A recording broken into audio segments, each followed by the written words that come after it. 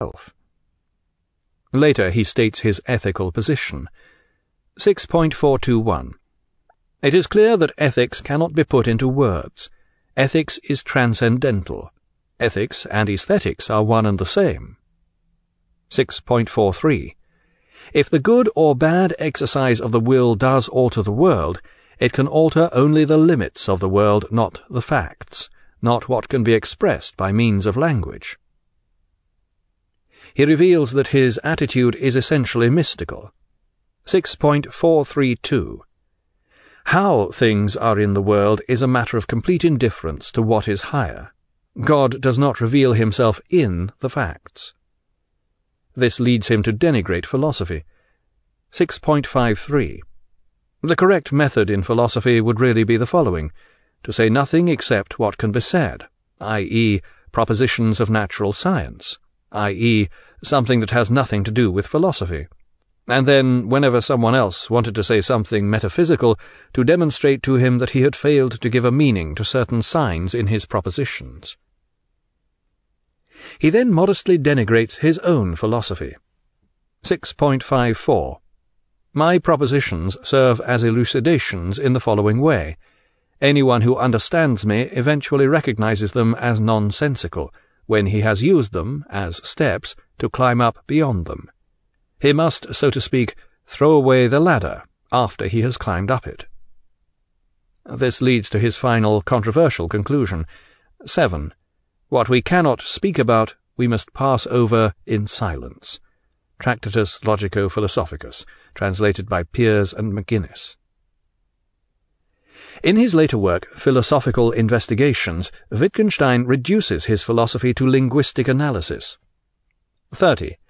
So one might say, the ostensive definition explains the use, the meaning, of the word when the overall role of the word in language is clear. He gives an example. Thus, if I know that someone means to explain a colour word to me, the ostensive definition, that is called sepia, will help me to understand the word. And you can say this so long as you do not forget that all sorts of problems attach to the words to know or to be clear. He elaborates with a further example. 31. When one shows someone the king in chess and says, "This is the king," this does not tell him the use of the piece, unless he already knows the rules of the game up to this last point, the shape of the king. You could imagine him having learned the rules of the game without ever having been shown an actual piece. The shape of the chessman corresponds here to the sound or shape of the word. This eventually leads him to the conclusion. 123. A philosophical problem has the form, "I don't know my way about." But he warns, 124, philosophy may in no way interfere with the actual use of language. It can in the end only describe it, for it cannot give it any foundation either. It leaves everything as it is. As a result, the scope of philosophy is reduced. 125. It is the business of philosophy not to resolve a contradiction by means of a mathematical or logic-mathematical discovery, but to make it possible for us to get a clear view of the state of affairs before the contradiction is resolved, and this does not mean that one is sidestepping a difficulty. This leads to a tangled situation from which it appears almost impossible to escape. The fundamental fact here is that we lay down rules, a technique for a game, and that when we then follow the rules, things do not turn out as we had assumed, that we are therefore, as it were, entangled in our own rules. The entanglement in our rules is what we want to understand, i.e., get a clear view of. Philosophical Investigations, translated by G.E.M. Anscombe. Wittgenstein insisted upon logic, and in doing so imposed severe limits upon philosophical thinking. Indeed, many have come to see this as a stranglehold which prevents us from thinking about matters that have been the traditional concerns of philosophy. In light of this, it is instructive to see how logic was viewed in the previous century by Nietzsche. Suppose there was no self-identical A, such as is assumed by every proposition of logic and mathematics, and this A was already a mere appearance. In this case, logic would merely be about a world of appearances. In fact, we believe in this proposition merely because our experience seems always to confirm it. The thing, this is what really underlies A. Our belief in things, this is the precondition of our belief in logic. Our very first acts of thought, affirmation and denial, decisions about truth and untruth, are already influenced by our belief that we can discover true knowledge, that our judgments can be the truth. This is the origin of our basic sensualistic prejudice that sensations tell us the truth about the world, that I cannot simultaneously maintain that a thing is hard and that it is also soft. The conceptual ban on contradiction stems from our belief that we can form concepts, that those concepts not only specify the essence of a thing, but also understand it. In fact, logic, just like geometry and arithmetic, applies only to fictions of our own creation. Logic is our attempt to understand the actual world by using a scheme which we ourselves have made up. In other words, to make it amenable to schemes of formula and calculation which we have invented for ourselves alone. Will to Power, section 516.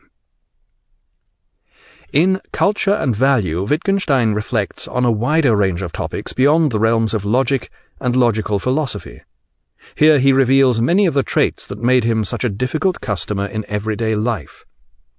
The reason why I cannot understand Shakespeare is that I want to find symmetry in all this asymmetry. His pieces give an impression as of enormous sketches rather than of paintings, as though they had been dashed off by someone who can permit himself anything.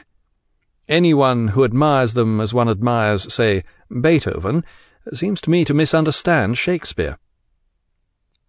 The arrogance of this remark speaks for itself, and how anyone who doesn't understand Shakespeare, and so aptly demonstrates this, can claim that those who do understand Shakespeare misunderstand him, can be clear only to a master logician.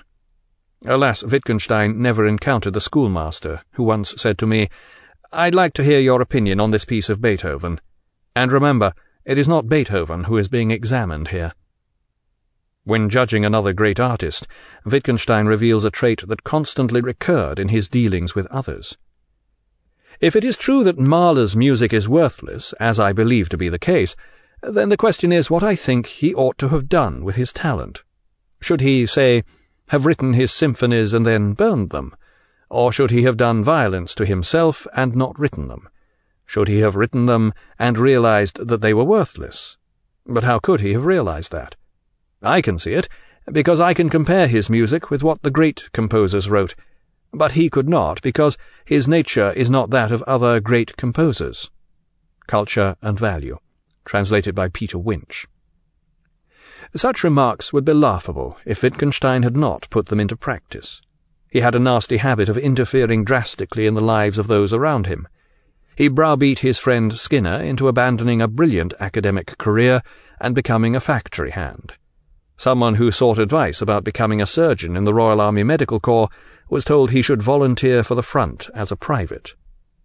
While at Cambridge, Wittgenstein also spent considerable effort trying to persuade the leading literary critic F.R. Leavis that he was not suited to the study of English literature and should give it up. This, from the man who admitted that he didn't understand Shakespeare. Chronology of Wittgenstein's life.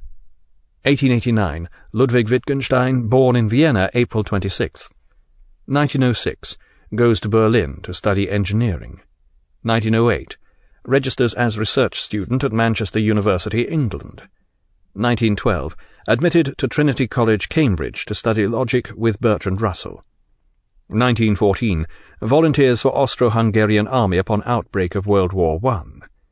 1918, taken prisoner of war in Italy. 1920, becomes schoolteacher in remote Austrian village of Trattenbach. 1921, first publication of Tractatus Logico-Philosophicus in Annalen der Naturphilosophie. First appears in book form with English translation a year later. 1927, discusses philosophy with Vienna Circle in Vienna. 1929, returns to Cambridge. 1930, becomes Fellow of Trinity College. 1939, elected Professor of Philosophy at Cambridge. 1940, works as a porter at a London hospital. 1947, resigns chair at Cambridge and moves to remote cottage in Ireland. 1951, dies at the age of 62 of cancer in Cambridge. Chronology of Wittgenstein's era. 1889, erection of Eiffel Tower in Paris. 1900, death of Nietzsche. Freud publishes The Interpretation of Dreams. 1903, Curies awarded Nobel Prize for discovery of radioactivity. 1905, Einstein publishes Special Theory of Relativity. 1912, sinking of the Titanic. 1913, Bohr proposes quantum theory. 1914 to 1918, World War I. 1917, Bolshevik Revolution in Russia. 1919, disintegration of Austro-Hungarian Empire. 1922, Schlick founds Vienna Circle, publication of Joyce's Ulysses and Eliot's The Waste Land.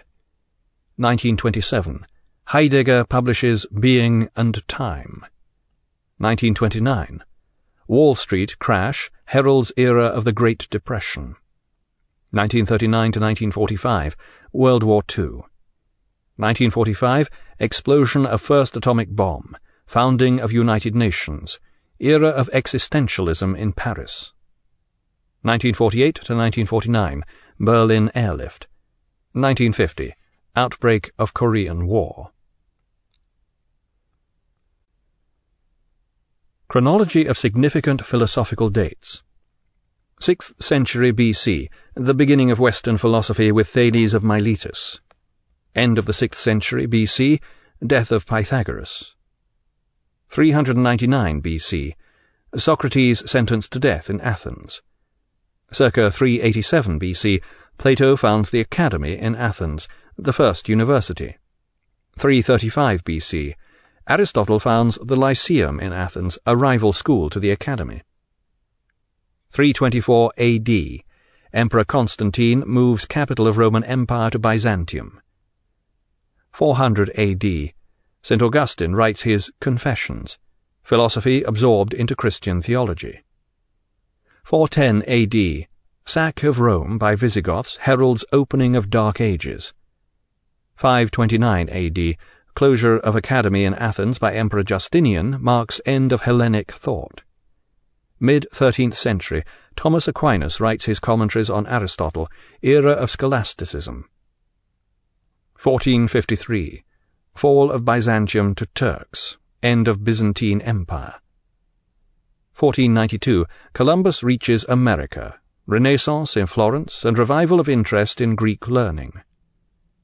1543, Copernicus publishes On the Revolution of the Celestial Orbs, proving mathematically that the earth revolves around the sun. 1633, Galileo forced by Church to recant heliocentric theory of the universe.